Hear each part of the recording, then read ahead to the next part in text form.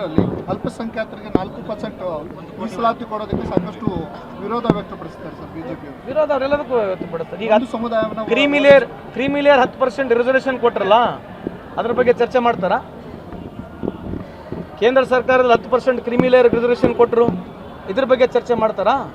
Reservation ಅವ್ರು ಕೊಟ್ಟಿಲ್ವಾ? Reservation ಅವರು reservation ಕೊಡೋಕ್ಕೆ ಎಲ್ಲರಿಗೆ ಬಸವಣ್ಣರು ಹೇಳಿದಾರಲ್ಲ, ಎಲ್ಲರಿಗೆ ಸಮಬಾಳು, ಎಲ್ಲರಿಗೆ ಸಮಪಾಲು.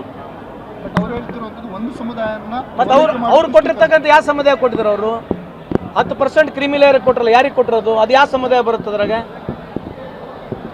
10% ಕ್ರಿಮಿಲೇಯರ್ ಅಂತ ಬಂದಾಗ ಯಾವ ಸಮುದಾಯ ಬರ್ತದೆ? ನೀವು ಚರ್ಚೆ ಮಾಡ್ಬೇಕಲ್ಲ, ಇದನ್ನು ಕೇಳ್ಬೇಕಲ್ಲ, ಕೇಳಿ ನೋಡಿ ಅವ್ರಿಗೆ. ಸರ್ ಅದೇ ರೀ, ಈಗ ಅವ್ರು ಹೇಳ್ತಕ್ಕಂಥದ್ದು ವಾದ ಏನಿದೆ, ಅವರು ಒಂದು ಕಂಪ್ನಿ ಹೆಸರು ಹೇಳಿದ್ದಾರೆ, ಆ ಕಂಪ್ನಿಗೆ ಟೆಂಡರ್ ಸಿಕ್ಕಿಲ್ಲ. ಅವ್ರು ಕೇಳಿರ್ತಕ್ಕಂಥ ಪ್ರಶ್ನೆ ಬೇರೆ ಇದೆ ಅಲ್ವಾ? ಕೇಳಿರ್ತಕ್ಕಂಥ ಪ್ರಶ್ನೆ ಬಿಟ್ಬಿಟ್ಟು ಅಲ್ಲಿ ಬಂದು ಯಾವುದೋ ಆರೋಪ ಮಾಡೋದ್ರಿಂದ ಟೆಂಡರ್ ಆಗಿ 1 ವರ್ಷ ಆಗಿದೆ. ನಾವು ಹೇಳಿದ್ವಿ ನಿಮ್ಮ ಹತ್ರ ಏನನ್ನ ದಾಖಲೆ ತಿಳಿದ್ರೆ ಕೊಡ್ರಿ, ಚೆಕ್ ಮಾಡಿ ವೆರಿಫೈ ಮಾಡ್ತೀವಿ ಅಂತ ಹೇಳಿದ್ವಿ ಅವ್ರಿಗೆ. ಅದೇ ದಾಖಲಾತಿ ಕೊಡ್ಬೇಕಲ್ರಿ, ದಾಖಲಾತಿ ಕೊಡ್ಬೇಕು ತಾನೆ. ದಾಖಲಾತಿ ಕೊಟ್ಟರೆ ವೆರಿಫೈ ಮಾಡಿ ಹೇಳ್ಬೋದು ಸರಿ ಇದೆಯೋ ತಪ್ಪಿದೆ ಅಂತೇಳಿ. ಸರ್ ಸಂಬಂಧ ಥ್ಯಾಂಕ್ ಯು ನಮಸ್ಕಾರ.